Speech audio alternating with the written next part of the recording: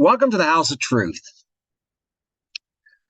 Today we're in the second lesson of our series on the patriarchs, and last week we began at the beginning, Genesis 1:1, and we talked about why the simple statement that in the beginning God created the heaven and the earth was so controversial. And the short version was because as we showed in Scripture, if God created everything, it's His universe, His rules. Everyone, everyone has to do what's right in His eyes, not what way seems right to them. And He owns the earth, and this whole thing about the so-called Palestinian-Israeli conflict with the so-called Palestinians, and all this business about Jerusalem, controversy, and all that stuff is all rebellion against God. This ideal that God created the heavens and the earth, because He created it, He owns everything. And He can decide who lives where, and He can decide where's, if He wants to exalt one city above another, and it's His, and say that part, this where I want my temple, then it's all a rebellion against Him. And in the whole LGBTQ business, he says it's terrible. It's terrible. It's criminal behavior. Execute them. So they're all so if He really created heaven and earth, then all those groups are in deep trouble, and that's all the rebellion against them. So they've come up with all these alternative explanations of how the universe came into being, and they got, and what they have is there's some theories, and the thing about theories in general, when we talk about math or science, is what you're really looking for is a unifying theory. A theory that has no cases that aren't covered. Now, if a theory has cases that aren't covered, those are called gaps. And when there's a gap in your theory's not unified, it's incomplete. And sometimes people will try, sometimes that can be covered by realizing, there's a second factor here in having a complementary theory to cover those questions. And that's exactly what the Big Bang Theory and the theory of evolution together are. They're complementary theories, but they have gaps in them. And those gaps include, like, where did material come from in the first place as point of singularity, except what caused it. There's no cause. And evolution has all kinds of things. There's all these rescue mechanisms, they're called, where they keep trying to fill in the gaps with some sort of explanation. But there's ones they can't fill in, like there's no fossil record between anything and bats. Bats just seem to, as far as the fossil record goes, just appeared out of nowhere. Okay, and there's no kind of no kind of clue to how they came into being, as well as many other animals like duck-billed platypuses, except. But bats are, of course, found every continent in Antarctica, and yet there's nothing in there. So there's a gap in their theory, and it's not unified. As opposed to using the term theory kind of loosely, the theory, the idea of creation, that God created everything, is unified. But even there, there's some even inside that God created all. There's maybe a couple of different views on this. There's some different views on this, and we're going to talk about the most common one today, and kind of using that term theory on it. And we're going to see if it's unified or not. And if not, we're going to see see why not. First, but let's just look at this most common understanding, you will, of God creating the heaven, creating everything. And we're going to begin here in Genesis 1, verse 31 through Genesis 2, verse 3. And God saw everything He had made. Behold, it was very good. And the evening of the day and the morning were the sixth day.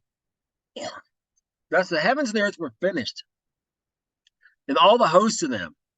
On the seventh day, God ended His work which He made. And He rested on the seventh day from His work which He had made.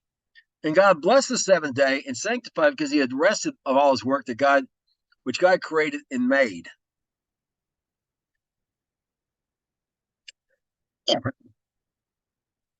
Okay, so the 6 day, so he's and after 6 days, it's all done. And he's resting not because he's tired, but to set a pattern for man, as we talked about before. We talked about recently in our short trilogy on the commandments of custom. He told Israel to remind them, right? And the Sabbath was made for the man, not man for the Sabbath. So he did this, but notice that it's created and made. There's two different Hebrew words there. And the one that's used most, and the one that's used most often is the one translated "made." It's bara, and we'll discuss bara a little bit more as we go along. But it's important to keep that in mind. And often a different word, it's not the same word as translate created, and they really mean two very different things. Now now we're going to go to Exodus 20, verse 11. For in 6 days the Lord made heaven and earth, the sea, and all that's therein, and rested the 7 days. Therefore the Lord blessed the seventh day and hallowed it. Okay, so this is talking. So this is in the Ten Commandments here in Exodus 20 where they're given. It's referring to the Sabbath. And why the Sabbath? Because God had already blessed that day and hallowed it. Now there's command to keep it. Okay. And notice that he didn't say the Lord created heaven and earth and the sea and all is in them and the rest of the 7th day. It says he made them. And that word is there again, is bara again. And I'll explain why that's important as we go along a little later. So in Exodus 30 verses 1 through 30, verse 30, Exodus 31 verse 17, we read the following: "Is a sign between me and the children of Israel forever. For in 6 days the Lord made heaven and earth, and on the 7th day he rested and was refreshed." And if you recall, that sign was the Sabbath. It's commanded. It's a commandment of custom. Yes, he set it aside.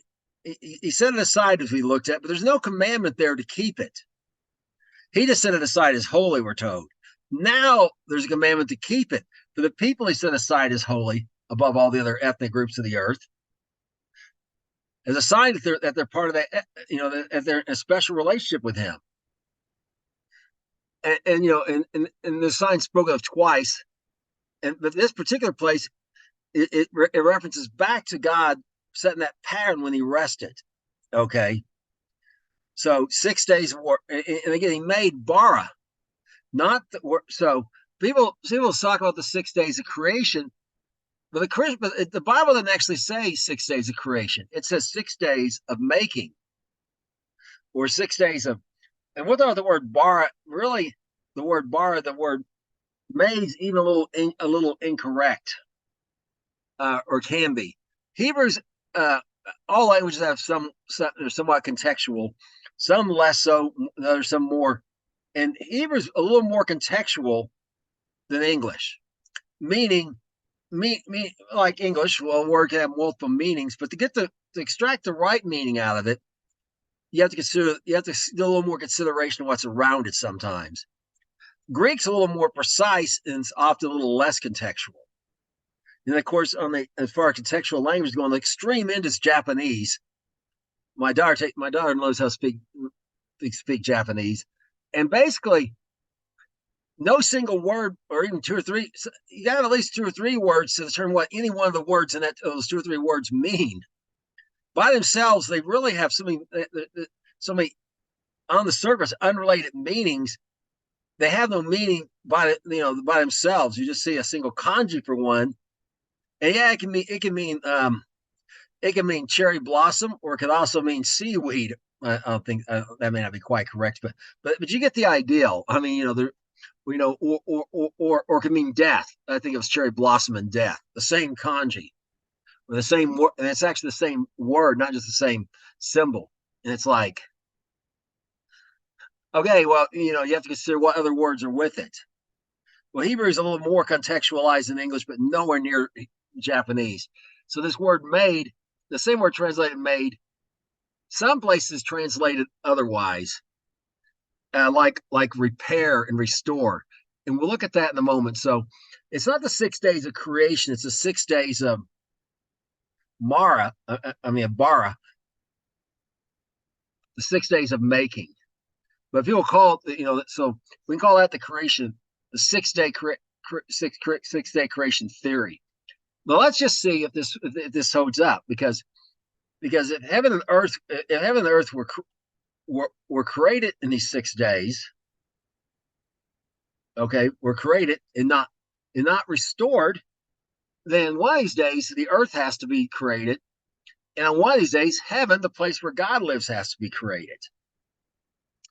And let's see which of those days these things occurred. And we're going to begin here. In Genesis 1, verse 3 through 8. And God said, "Let there be light," and there was light. And God saw the light, and it was good. And God divided the light for darkness. And he called the light day, and the darkness he called night. And evening and morning were the first day. And he said, "Let the firmament be in the midst of the waters, let divide the waters upon the waters." And God made the firmament and divided the waters from the firmament from the waters which were above the firmament, and it was so. And God called the firmament heaven, and the morning and the evening were the second day. Okay, so now we got the first 2 days. And notice the first thing that happens is light. First thing it creates is light. And you'll notice it's twice there. Light, be light, and there was light. Or. And from this, Einstein got his famous idea of being Jewish, and having read the text in Hebrew, of E equals mc squared. Remember, the c is the speed of light, because light was twice here, okay? And light's where it began. And notice, but there's no mention of the earth or anything else. But notice there's morning and evening. There's no mention of the sun, moon, star, the sun, the moon, the sun particularly. So he's just turned the light on and off at this point as he sees fit. He's that source of light. And he's just he's sending it, withdrawing it as to keep track of time that way. But there's nothing out there, and there's no one to observe this track of time. Now, and notice this firmament. That's an old English word, means atmosphere, or think about the air between the surface of the earth and all the way up. And notice it's not clouds at this point. It's water. There's a canopy of water surrounding the earth, suspended up there. And really, indeed, clouds are made with water, except, right? But this was perhaps a little different. And we know that this is a little. We think, well, how can it just stay up there? Well, we know over the North Pole and the South Pole, there's ice suspended up in the air. Why didn't it just fall to the ground? Because there's air pressure pushing upward, pushing it up, right? So the air under it is holding it up. It could be the same way. So regardless, so now but notice the water's already there. There's no explanation here of where the water came from in these verses. It's just the water's there. Now he's dividing it from what's on the surface of the earth, from what's going to surround the earth. And he uses that word heavens. It was a Caesarian invented the heaven, but that's not the place where God lives. That's the atmosphere. And and so when the Bible talks about heaven, the heaven, sometimes it's referring to the atmosphere, not the place where God lives. Now we're going to continue on in Genesis 1, verses 9 through 13.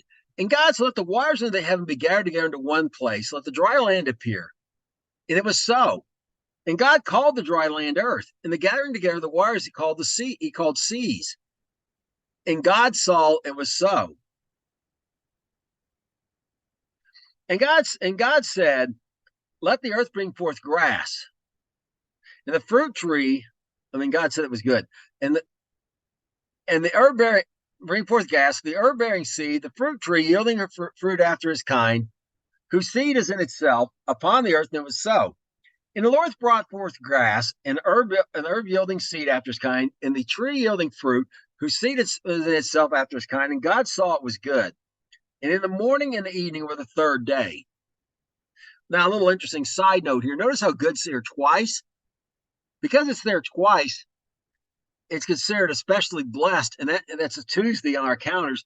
And it's for that reason that traditionally Jewish weddings, the most favored day to have them is on a Tuesday, because this double portion of good that's on the third day. Okay, as it were.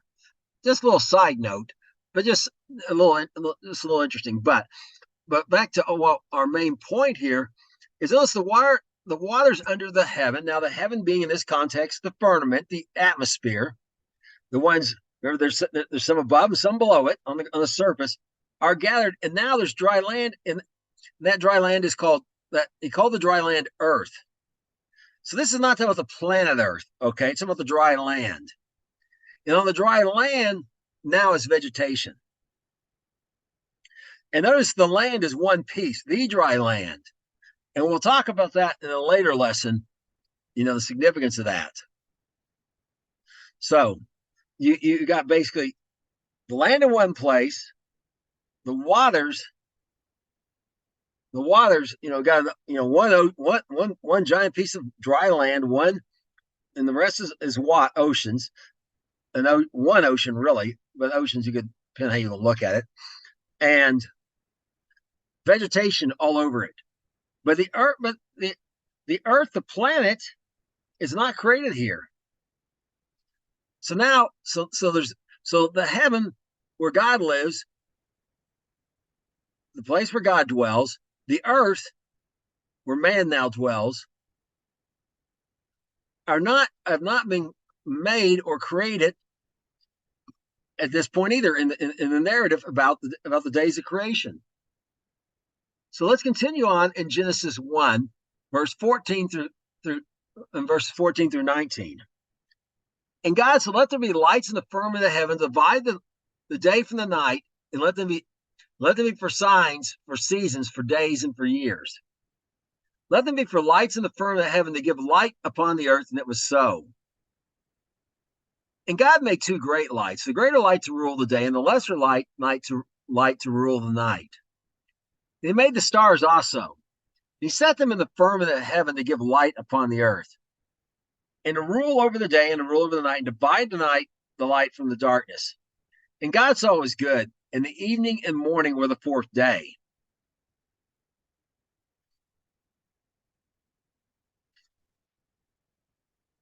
So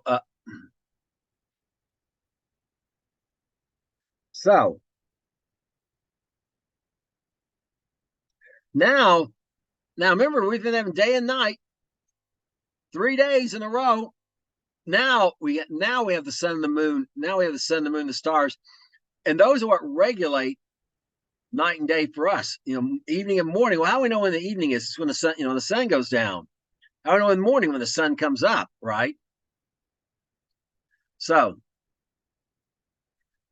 and it's true. And the word month comes from the word moon, and from one new moon to another is a month. Originally, our current Gregorian calendar, Julius Caesar didn't like the unevenness of it, and really wanted to basically on this day of the year, there's relative in the relative same position, so they could plan for agriculture a little better. That's what we got but it originally came from the word moon, right? Month, right? Regulating it. And I cover this very completely in a lesson called the biblical calendar, if you ever wish to go back. And if I remember right, I got little charts and stuff you can look at in that one to make it a little plainer. So now there's no mention here of the heaven where God lives, being created or made, either one, or the earth, the planet. In fact, the earth's already there. It seems pretty plain. But let's continue on And let's look at the rest of the days of creation. Days 5 and 6. In Genesis 1, 20 through 23, read the following. And God said, let the waters bring forth abundantly the moving creature that has life, and the fowl that may fly above the earth, and the open firmament of heaven. And he created the great whales and every living thing that moves, which the waters brought forth abundantly after their kind, and every winged thing fowl after his kind. And God saw it was good. And God blessed them, saying, be fruitful and multiply, and fill the waters in heaven and the seas, let the fowl multiply on the earth. And in the evening and morning were the fifth day. Okay, so now, first of the word fowl or whatever, Greek is form first, function second. Hebrew is function first, form second. And because of that, I'll give you a practical example. A tomato, is it a fruit or a vegetable? Well, in the Greek view, it's a fruit because it grows on a vine. It grows on a vine. Form first. It's got, it grows from the flowering part of the vine, except just like any other fruit. From the Hebrew perspective, it's a vegetable because of how it's used, its function. And people used to, and tomato growers used to try to get classified as fruit or a vegetable for various reasons. Depending on what was more advantageous to them. And the U.S. government can come with a third category: fruity vegetables, things that form like a fruit but are used like a vegetable to cover tomatoes and peppers and eggplants and things like that as well. Okay, so what this is, the word fowl is, you'll say the word fowl because we showed where bats are listed as fowl. Say, well, see, the Bible's in error, blah blah blah. No, that's because they've got that Greek. They're looking at this from the Greek viewpoint, and the Greek viewpoint's not bad. It's really necessary for science stuff in the Bible. And often what you need to do is combine them both, like the U.S. government did, to get the right perspective. Okay, but if you use only the Greek viewpoint, you say, well, look, bats aren't fowls in the Bible. No, the Hebrew viewpoint is function first. Anything that flies, so anything that fly would include bats. Okay, and notice it's great whales. Whales are mammals, they mentioned, right? But but mammals, that they live in the sea. So everything that flies in the air and lives in the sea, lives in the water, was created on the fifth. Was actually just was created. And notice the word created is actually used here. So this. Now we got a shift here from made to created. So now it's created something else, right? But there's nothing living on the surface of the land except vegetation.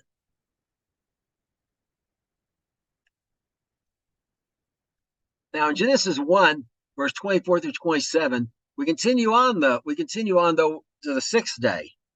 And God said, let the earth bring forth every living creature after his kind, cattle and creeping thing, and the beasts of the earth after his kind, and it was so. And God made the beasts of the earth after his kind, the cattle after their kind, and everything that creeps upon the earth after his kind, and God saw it was good. And God said, let's make man in our image, after our likeness. Let them have dominion over the fish of the sea, over the fowl of the air, and over the cattle, over all the earth, and over every creeping thing upon the earth. So God created man in his own image. The image of God created he him. God, male and female, created he them.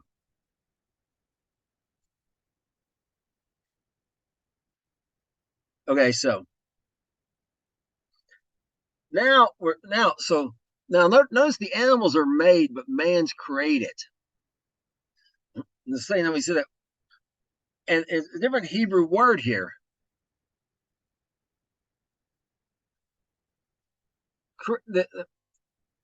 Made, again, the same bara is often translated, like when the temple was repaired, or something was restored, it'll use that word bara as well, the Hebrew word. Okay,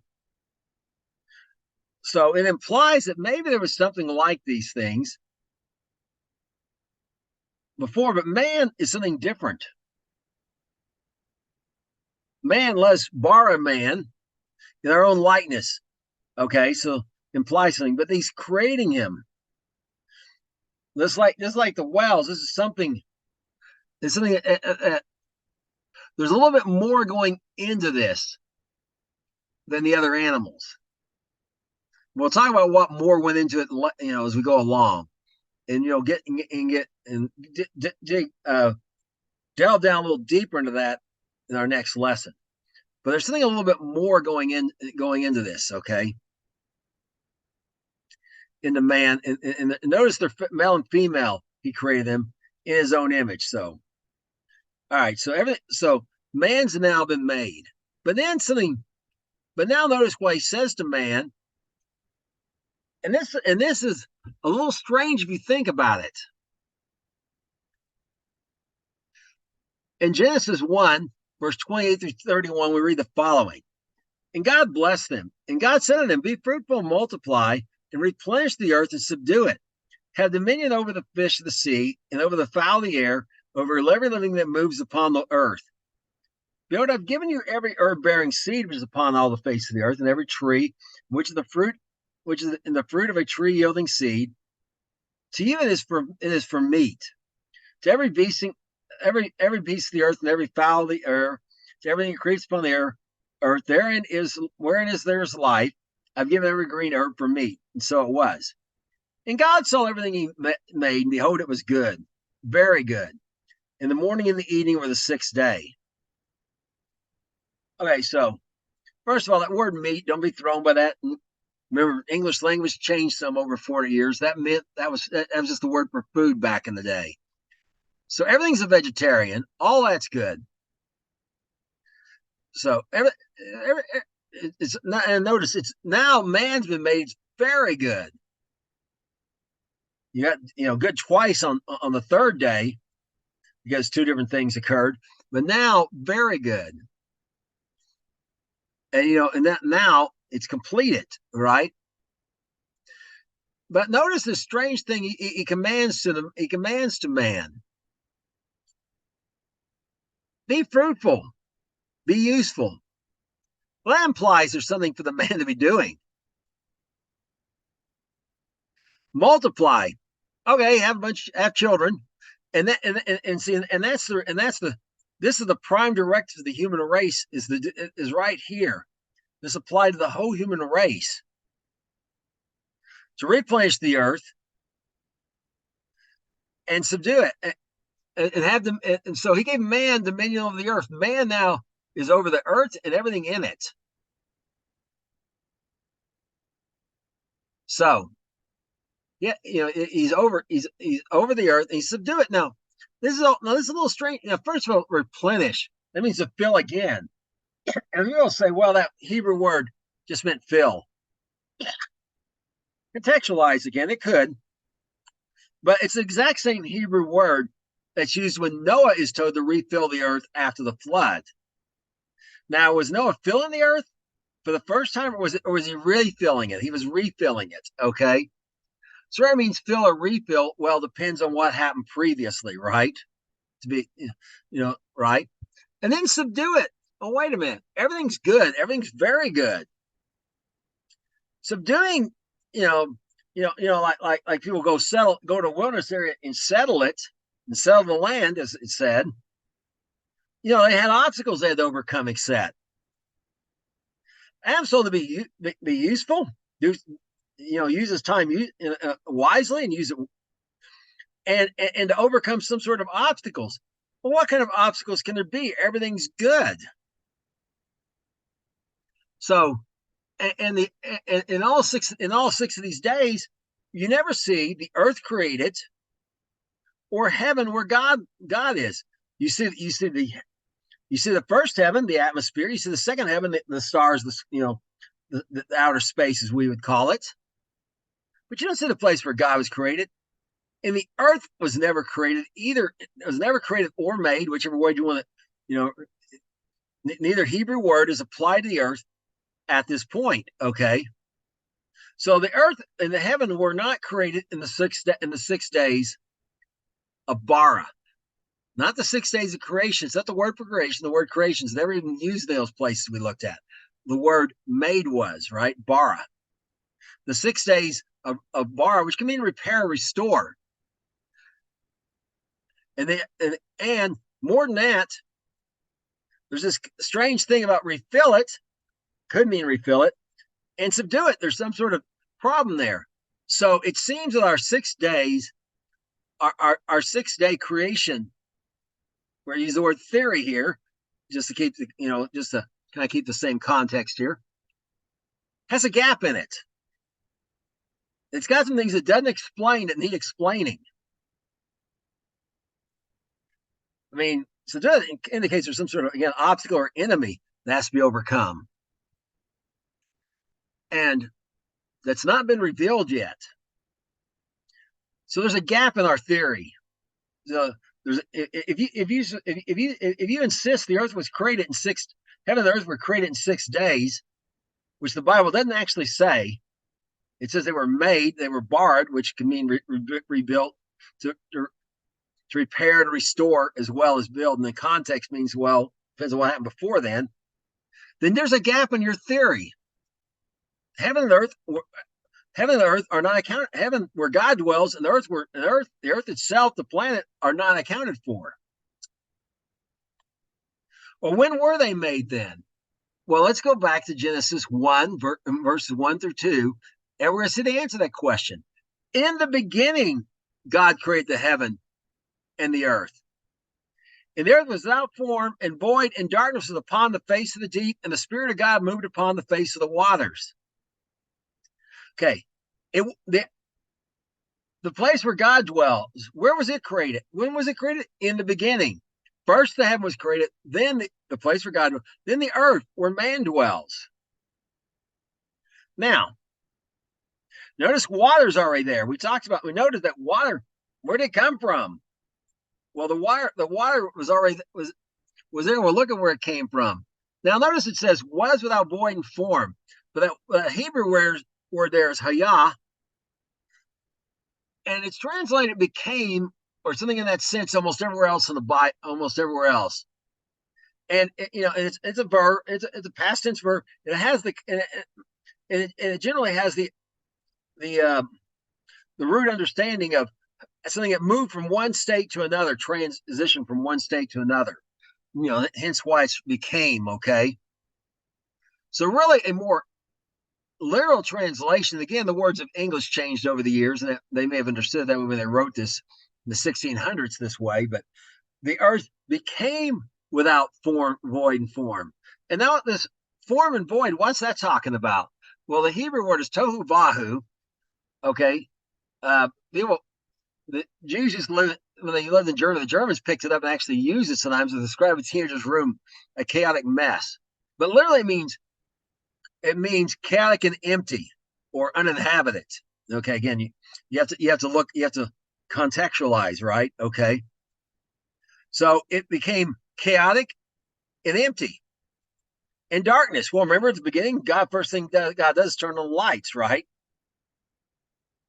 Well, it became empty, and if it became chaotic and empty and covered in darkness, and the water's there on the face of the deep, and the Spirit of God's moving upon the face of the waters. Remember, the waters haven't been separated yet. Then something happened.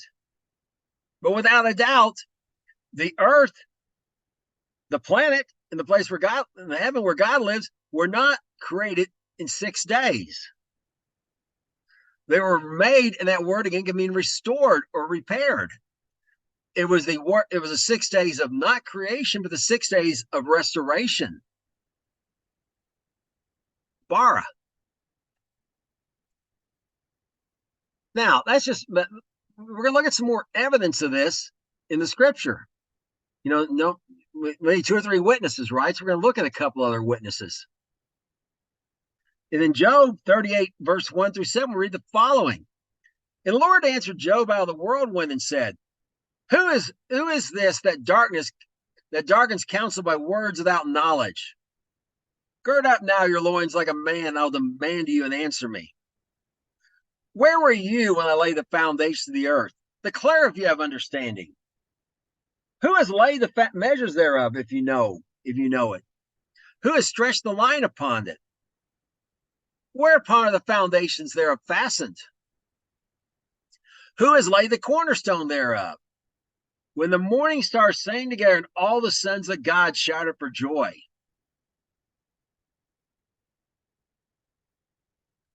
Okay, so now notice, remember the book of Job, you got to pay attention to the context. It accurately records what these people said, but what they said wasn't always right. I mean, this is what God's asking Job here. Everything Job said, not everything Job and his friends necessarily said was right. So you have to consider that when you're reading it. But this is God speaking. What He says is right. We don't have to we don't have to do it. We take it for because He said it. And when the earth was made, notice the morning stars sang. Well, the stars in the heavens weren't created yet. In the 6 days of restoration, they weren't they weren't there. And the sons of God, well, what's that? What's that referring to? I mean, it certainly can't refer to man. This is when the earth was in the beginning. Remember, the beginning first starts with heaven and then earth. Well, these are angels, and that term "sons of gods" used throughout, and in the book of Job, it even says it at the first chapter, makes it very plain it's angels, and includes Satan. Okay, the morning stars also is a reference to angels, a higher class of angels, if you will. Okay, a higher class, and they sang together, and they're rejoicing. When God's making the earth. So now we have covered not just when heaven was made and when the earth was made, but also when angels were formed. When heaven was made, then the angels were made at that same time. And then the earth was made afterwards. But this is all before verse 3 of Genesis 1. Okay? Because look at the state, look what it says in Isaiah 45, verse 18, about the condition of the earth when it was made. Thus is the Lord God who created the heavens. God Himself formed the earth and made it. He established it and He created it not in vain. He formed it to be inhabited. I am the Lord and there is none else. So, He didn't create it empty, be more literal Hebrew there, okay? He formed it to be inhabited. He formed it. He didn't create. He didn't make it so it'd be empty. He made it to have inhabitants. Well, He made it to be inhabited. Why would then? Why would He? Then why would Then why would suddenly just make it become cause it to become chaotic, uninhabited, covered with water, in the universe in darkness? Because He didn't create it uninhabited. And that's where we'll look at next. In Isaiah, there was inhabitants on the earth. We're going to talk about those next. And we're going to see this in Isaiah, starting here in Isaiah 14, verse 12 through 14. How thou art fallen, O Lucifer, from heaven, O Lucifer, son of the morning. You are cut down to the ground, which did weaken the nations. For you said in your heart, I will ascend to heaven. I will exalt my throne above the stars of God. I will sit upon the mount of the congregation in the sides of the north. I will descend above the clouds, the heights of the clouds. I will be like the Most High. Now, in the context of this whole chapter, you read it, it's a reference to the Assyrian, which is the Antichrist, again called the Assyrian 23 times. No doubt about his ethnicity. Okay, and but there's a comparison they're made to Satan. We got this little parenthetical thing about what happened with Satan, because the same sort of things happened with the Antichrist. And He weakened the nations. Well, what nation did He weaken? Well, not the ones that followed. When He fell from heaven, He was cut down to the ground. That means He's cast to the earth. Okay, notice this also, that he's going to exalt his throne above the stars of God, above the other angels. And above the stars mean his throne's below the stars. Could also mean the stars, reference to the second heaven as well. And he's going to ascend above the heights of the clouds. It was below the clouds when this occurred. That means if you're below the clouds, remember the Earth, the Earth's a globe, and clouds clouds around all of it. The only way to be below the clouds is be on the surface of the Earth somewhere. All right. And and he wants to be like the Most High. He wants to be in charge, just like God was. He didn't want to be like God in the way we're supposed to be like Yeshua. He wanted to be God. He wanted to be in charge. He wanted to, at the very least, break off and do his own thing. Okay. And he weakened the nations. What nations? There was someone inhabiting the earth, and those inhabitants, if his throne's in the earth, he's over them. And these inhabitants that were on the earth followed him in this rebellion. And let's see what happened as a result of that. In Jeremiah 4:23 through 26, what we read, I beheld the earth, and lo, it was without form and void in the heavens, and they had no light. And I beheld the mountains, and lo, they trembled, all the hills moved lightly. And I beheld, there was no man, and all the birds of heaven were fled. I beheld, and lo, the fruitful place was a wilderness, and all the cities there were broken out of the presence of the Lord and by his fierce anger. Again, there are parenthetical reference here in the context of judgment. It's going to come to another group, but a reference back to what occurred before as an example. And notice the earth, the planet, became, same Hebrew words here, became Bohu Tahu. And notice no light. Remember, darkness. And what happened? Remember, there's water. The Spirit is floating floating over the face of the deep. And they'll say, well, that's a reference to Noah's flood. No, it's not. Noah, he says there was no man. Noah was a man. He was in there. Not all the birds that were fled. Some were in the ark. Okay. And notice there were cities also and fruitful places. So the earth became chaotic, without form, and uninhabited.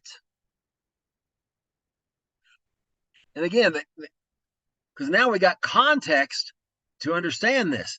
This is before the 6 days of restoration. Between when in the beginning, when was the earth created? In the beginning, first heaven, then the earth. The angels sang, and it became empty and void. And we already saw that from just it's covered with water. Well, it didn't start out covered with water. It didn't start out uninhabited. It wasn't made to be uninhabited. It became there because of rebellion. And what caused this rebellion? And we're going to begin here in Ezekiel 28, verse 13 through 17. We're going to get an explanation of that, I should say, verse 13 through 17. And again, in their parenthetical passage, to say this is what happened before is an example of what's going to happen to the judgments that's coming onto the people Ezekiel's talking about. But let's read about what happened before. You have been in Eden. You have been in Eden, the garden of God.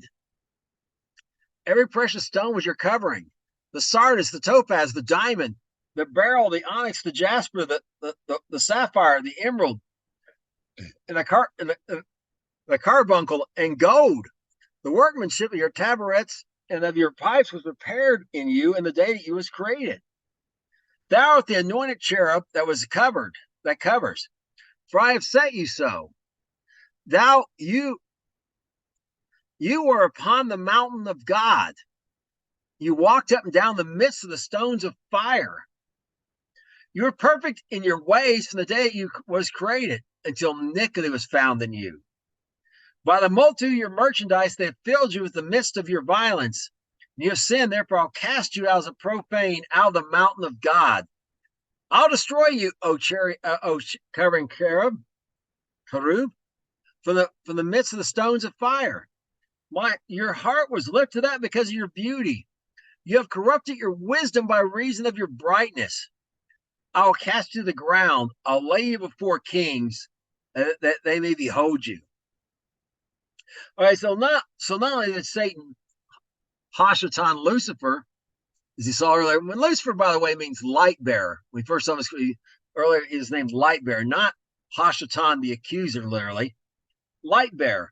Well, here's why. Notice his brightness.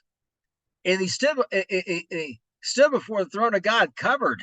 Okay, the covering, just like in the Ark of the Covenant, you got that covering with you ever notice there's two angels? There's two angels on there? Well, once upon a time there were three archangels. We're told none of these inhabitants on the earth, but also a third of the angels. It was over a third of the angels as well. And remember the stars of the morning, those ones of this. He's one of those.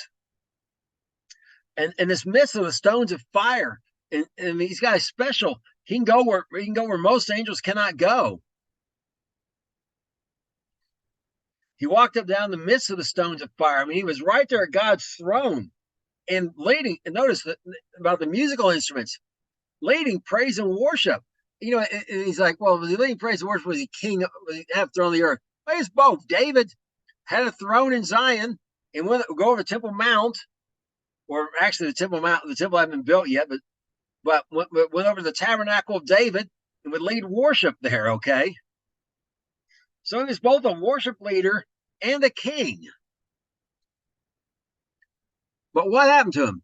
He fell into pride. And why? Because of his beauty. He was made the most beautiful of all. And notice, and his wisdom got corrupted, his mind got corrupted by his brightness. Satan can transform himself into an angel of light. It's no wonder, because originally he was one. He can take that form on again. And notice, he will be cast to the ground, laid before kings. And that's talking about a future event, which we'll see, which will happen. But notice where he lived. He lived in Eden, the Garden of Eden. And we'll talk about that more in our next, in a future lesson, or the next lesson. The one we'll start it in the next lesson for sure. So the Garden of Eden. So his place where he dwelt, where his throne was the Garden of Eden,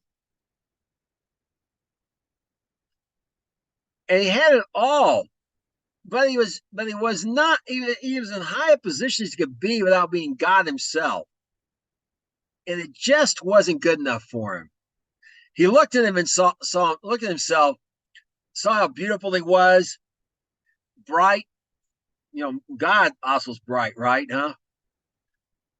And at the very, just at the very least, he wanted to break off him and that third of the angels and the inhabitants of the earth, break off, not be under God's rule.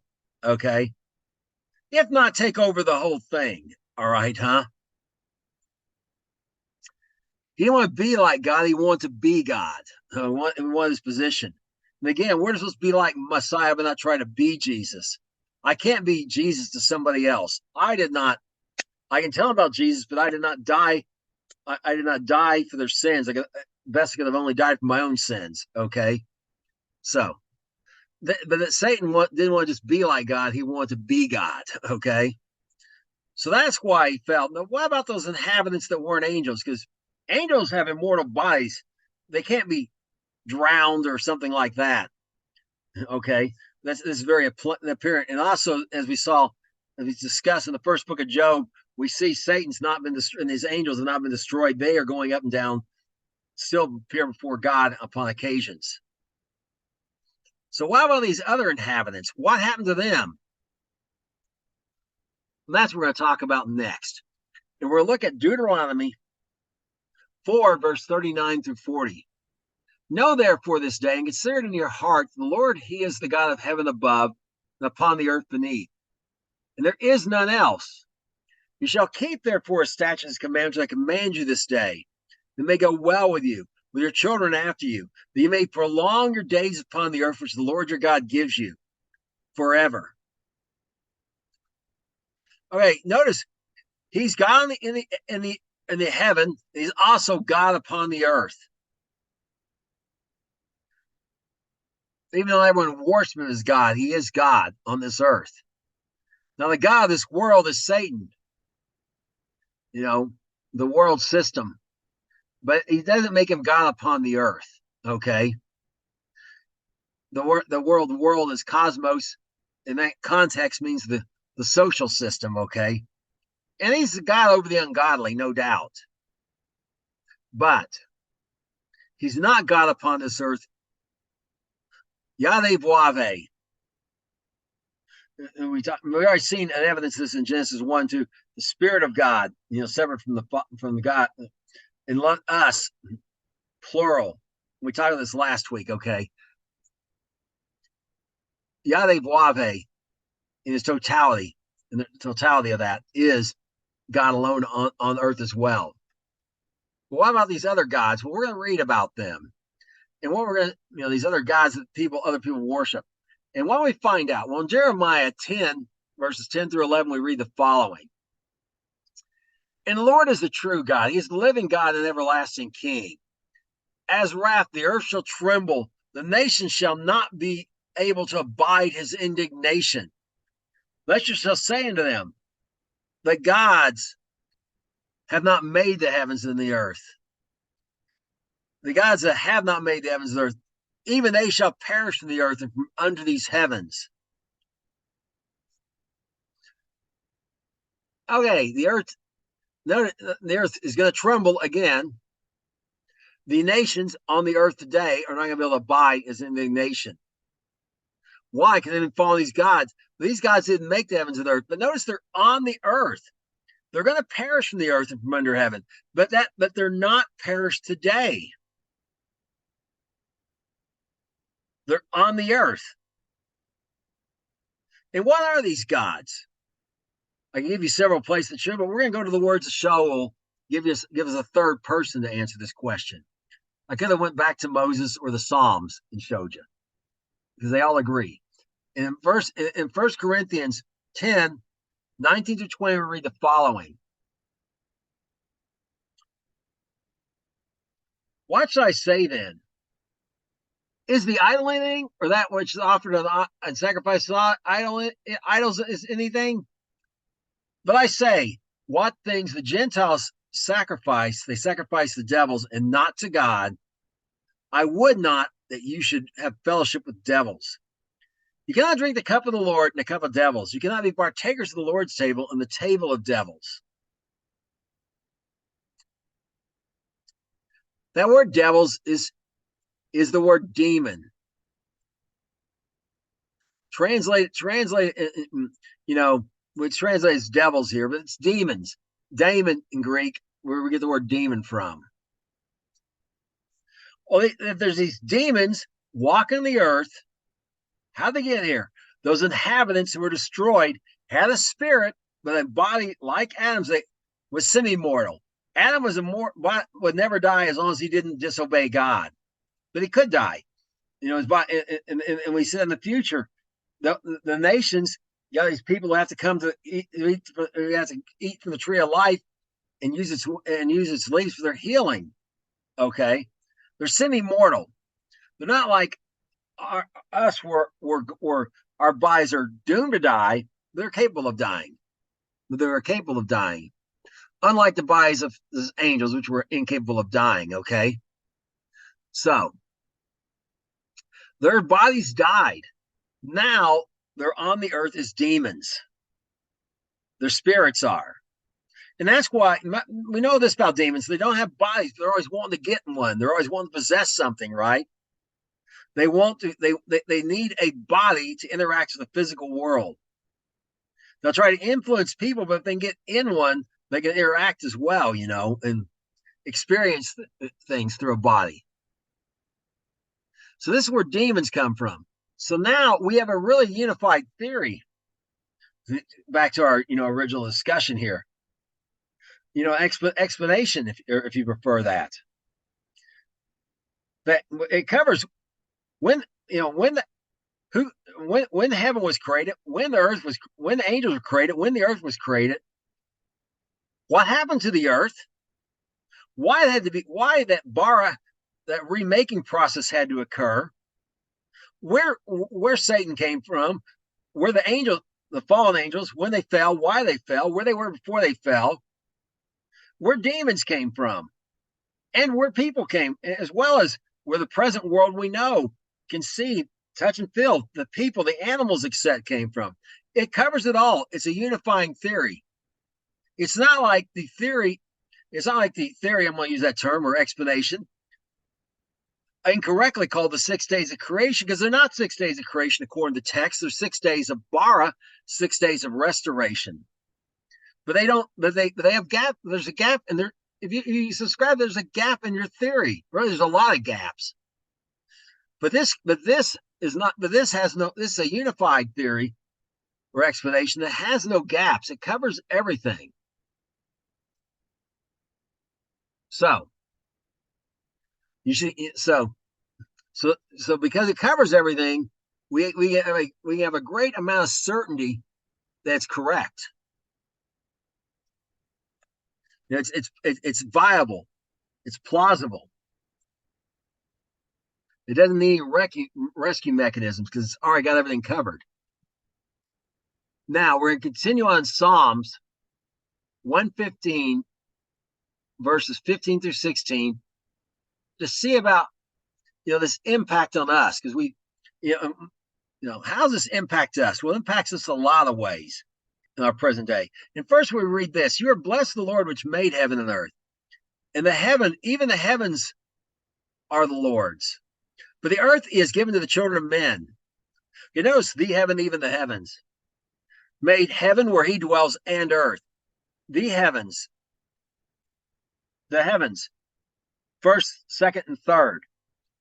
First, the atmosphere. Second, what we call outer space. Third, where God himself dwells. Okay, huh? But the earth he's given to the children of men. He's given this. We are now the inhabitants of the earth. Not, to replace the former inhabitants. Okay? And there's more about this. We read in Isaiah 42:5 the following: "Thus says God, created the heavens and stretched them out and spread forth the earth, that which comes out, and he gives breath unto the people upon it, and spirit to them that walk therein."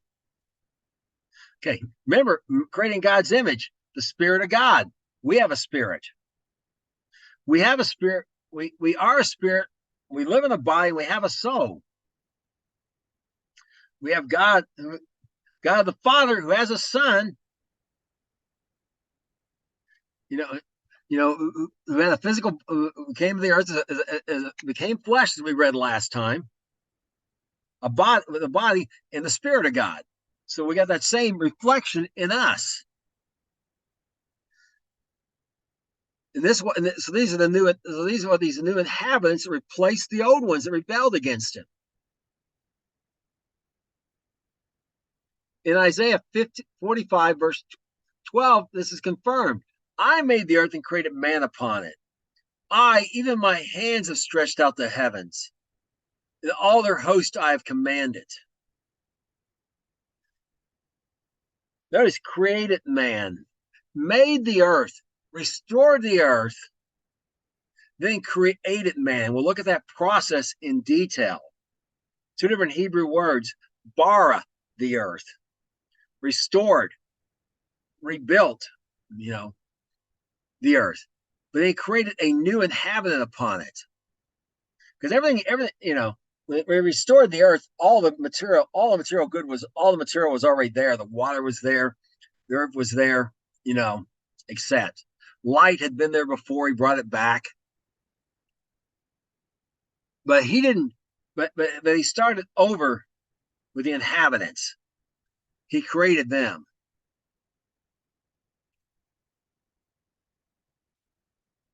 and so we are the replacements. And this is why demons are always trying to possess us, and this is why Satan hates the human race,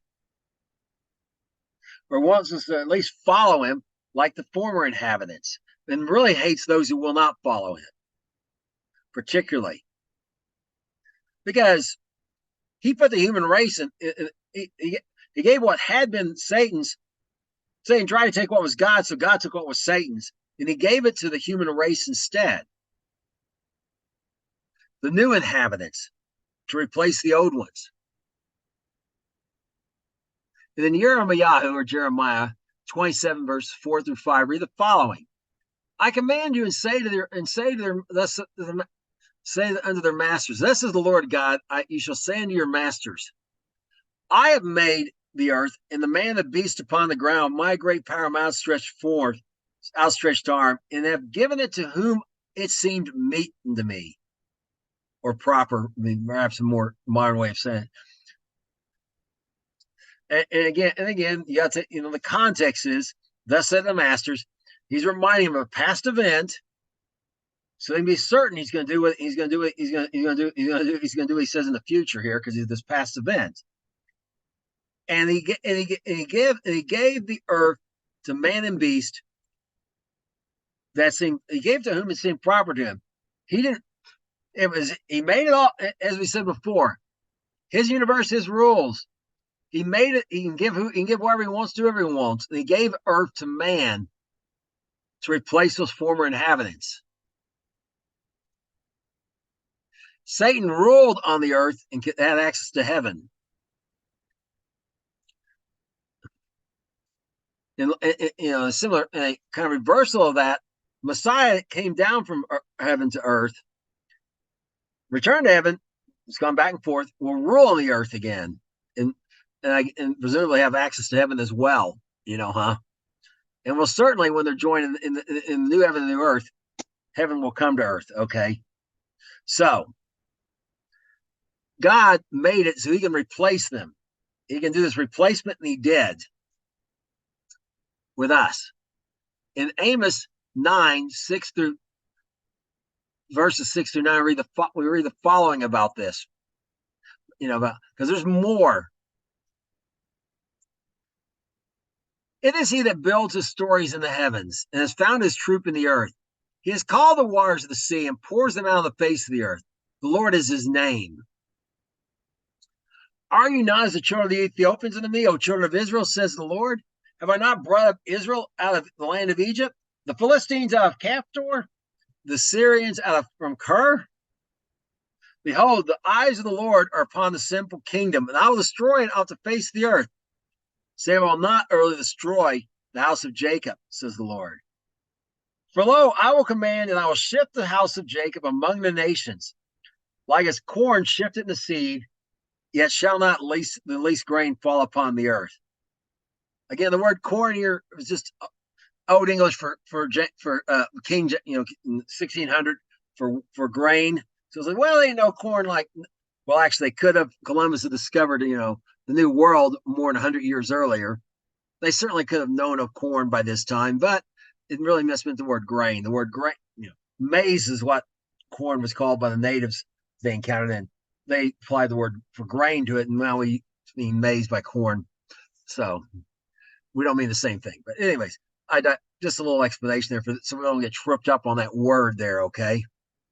Now he's comparing them to a simple kingdom. That simple that notice he's not going to destroy this one. He utterly destroyed the simple kingdom of Hashatan, of Lucifer at the time. That's his original name, the light bearer, who rebelled against him. He destroyed it from off the face of the earth. And he's not going to destroy the house of Jacob that way. And notice something else here about him. He's built cities, or whatever you want to say, stories in heaven, and founded his army on the earth in the earth. Okay, and that can refer, of course, to the angels he has down here to minister, but it also refers to his peoples. The those are following him. I am in the Lord's army, that kind of thing, right? And he blessed them, and notice how he called the water and poured them upon the face of the earth. He destroyed the earth with a flood. That's where he destroyed it off the face of the earth. Okay, the other nation. But then there was a flood, and we'll talk about that more. We'll talk about this more when we talk about Noah's flood. But what I want you to notice is the earth's his, but not only is it his and given to mankind, but the different ethnic groups in man, he can move them where he wants to. And I have another explanation I need to give you here is what this children of Ethiopia unto me. People said, "Oh, look, he's saying they're black." The children of Israel are black. Are you not like the children? Well, another place he contrasts them with specifically with the color of the Ethiopians in another passage in the Bible. He specifically makes it plain that they're not that skin color or weren't at that time. Today, the descendants of Israel come in every color because it's being scattered among the nations. But at that time, they did not. That has nothing to do with it. He's saying how they like them. They're a sinful kingdom. Remember that everyone else, except for the sins of Israel, is out there worshiping those demons, those so-called gods, the idols. And the children of Israel have gone into that too for the large part. Okay, that's the way they're like the Ethiopians. Now notice how God has moved people groups around as he wants. It's not just Israel. Brought them out of the land of Egypt. Okay, put them in the promised land. He brought the Philistines from Camptor. If you go look at the 7 ethnic groups, they're in the land of Canaan, who descended from the sons of Canaan. The Philistines are not listed. In fact, we read they were actually They actually came out of the Egyptians originally. In Camptor, we know where that is today. We've found, it's been found by archaeologists. It's on the misnamed Sinai Peninsula along the coast of the Mediterranean Sea. Kind of about you got those two branches of the Red Sea that on both sides of the Sinai Peninsula. You just kind of go halfway across. You got this city of this Camptor, and the word Philistine again means it's where Palestinian comes from. It means invader, and they invaded. Well, they were doing that perhaps for their own purpose, but God brought them up there. And Ker was to the northeast of where Syria is today, and God moved the Syrians into there. And see, the thing is, so God moves around people all over the earth wherever he wants them to move to. And in Israel's case, so destroying them, he's going to sift them. What do you do when you sift grain? You're separating the good from the bad, right? You're breaking it small, and so you're shaking it and shaking it so the good will separate from the bad. And this is what happened to the house of Israel. They were put there. The seed was the nations, okay, and the sifting came from being made to live among all these other ethnic groups all over the world. And why? To preserve them, to preserve not every individual, the house of Israel, to preserve them, to keep them from being destroyed completely. And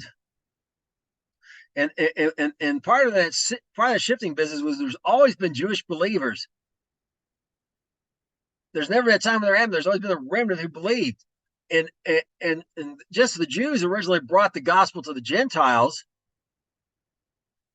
Now, but after a while, let's face it, there's always been more Gentiles than Jews. Even if you count the congregation of Israel, which included the uncircumcised who live among them, there was more. But if you count only the children of Israel, only the descendants of Abraham, Isaac, and Jacob, and you get really strict about it and go by only the fathers, those who are through the father's line, they're really outnumbered, okay? But they were preserved, and some brought to faith through the Gentiles they were sent through, because they weren't all in one place, they couldn't be destroyed off the face of the earth by another group. Yes, they may be persecuted by the Nazis here, and different types of persecution that they face in other places. but they weren't all there. Even the Nazis had managed to kill every single Jew in Europe. They wouldn't have killed every single Jew. They weren't going to manage to do that, but you get the point, okay? So this was preserved so that the house of Israel did not disappear completely. The ethnic group of Israel would be preserved to those customs we talked about before. And there's and for us, we really don't, things aren't really, we're not really as independent as we think we are sometimes or whatever. We're in charge of our own destiny. Say I decide I want to move to Miami, Florida for whatever reason, or down that area. And I could drive there from where I am and so on and so forth. But if God decides I'm not, he doesn't want me there, he's going to bring me up, say, to Alaska. Guess where I'm going to say Nome, Alaska? Where am I going to end up? I'm going to end up in Nome, Alaska, okay? Now, I can resist him and make things hard on myself, or I can cooperate with him. But at the end of the day, I'm going to end up where he wants me to end up. And it's true for all of us and everything we do. And where you are is no accident. And where you are in life is no accident. You were put there by God for his purposes. And I'm speaking to somebody out there. Quit resisting him. Quit complaining about where he put you. Start cooperating him and being a blessing to the place you were put at, because that's why he put you there. Because that also with Israel, they were scattered. They also blessed the nations. Some of that scattering included believers who brought the gospel to new places. You are where you are for God's purposes. Don't complain, don't whine, don't resist. Cooperate and thank him and find out what he wants you to do where you're at and get busy doing it. Now, in Acts 17, verse 23 through 27, we're going to finish with this passage right here. As I have passed by and beheld your devotions, I found an altar with this inscription: to the unknown God, whom therefore you ignorantly worship, him I declare unto you. God has made the world and all the things therein. See, he is the Lord of heaven and earth, dwelling not in temples made with hands. He is worshipped with men's hands, as though he needed anything. See, he gives to all life and breath in all things. He has made of one blood all nations of men for to dwell on the face of the earth, as determined the times before appointed as bounds of their habitation. Now they should seek the Lord, if happily they may feel after him and find him, though he not be very far from every one of us. This is the ultimate impact all this has on us. Everyone, the universe is the proof there's a creator, as we said last week. Notice all nations, all ethnic groups came from one blood, one man. Adam originally, but then you could argue just Noah, because it was Noah and his sons. As far as the male line goes, they all came from Noah. Okay, we all came from Noah. We all got off on the ark at Turkey together. Okay. But he spread us to dwell on the face of the earth. Remember, he told him, subdue the earth. You can't subdue it if you're all in one place. You got to cover it, right? Huh? And he's moved us about wherever he wants. And notice he's determined the times appointed. We'll talk about ages like the Dark Ages, Renaissance, etc. God determines when those things begin and end. And he determines, and even empire. There'll be a golden age for an empire. And that empire may, like the Byzantine Empire, which was, it was originally part of the Roman Empire, and it was pretty huge. And then Rome split up, and it was still large and expanded in some regards, in some directions after the split. And it continued down to only existing as one city, and until it finally fell in 1453. Okay, in 1453, but God determined that in the bounds of the habitation. He determined the bounds He determined the bounds of the Byzantine Empire. We also determined the bounds of all ethnic groups, and he may move them around from time to time. At the end of the day, it's all his doing. If one ethnic group moves somewhere else and takes over places, it couldn't have been done without his permission and without his arrangement. And if he decides later he wants to move them back, move that group out, move the first group back in or whatever, he can do that too. And men know this, and they need to quit being bitter about where they're at, because you're where God placed you, as I said earlier. But men also know there's a God, but they need to know this unknown God. So that's the thing. They knew there was a God. The Greeks said, someone caught on there's a God outside these gods. We've been worshiping these idols. There's some God we don't know, who's not like those other gods, who's not a demon. But we don't know him. And the promise of God is if you seek after God, if you seek after him with all your heart, you'll find him. And one way you find him is he sends us believers to people. Now, in some cases where we can't go for whatever reason, there's thousands, if not millions of Muslims who sought God with all their heart in areas of their word, or there wasn't one to bring bring the gospel to them. And they had visions of Yeshua himself saying, I'm the way to the Father. And a lot of them eventually got Bibles and whatever and confirmed what they had already been told. Because remember, the promise of God is if you sing with all your heart, you'll find me. He'll reveal himself to you in some manner. But his primary way to do it is to go to all the world and bring that God. They know there's a creator. They're not senseless and they'll come with all these crazy explanations.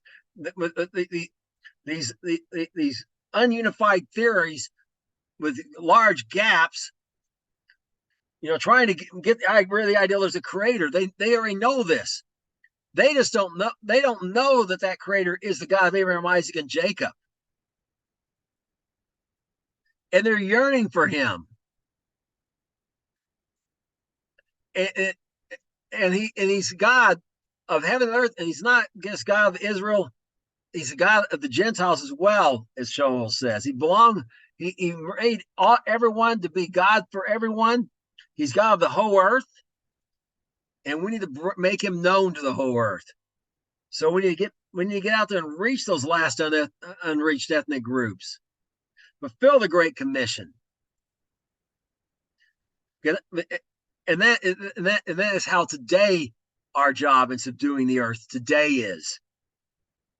Not to settle it as much as to bring the gospel to bring that unknown God, those people who are worshiping, who are seeking after the unknown God, to make him known to them.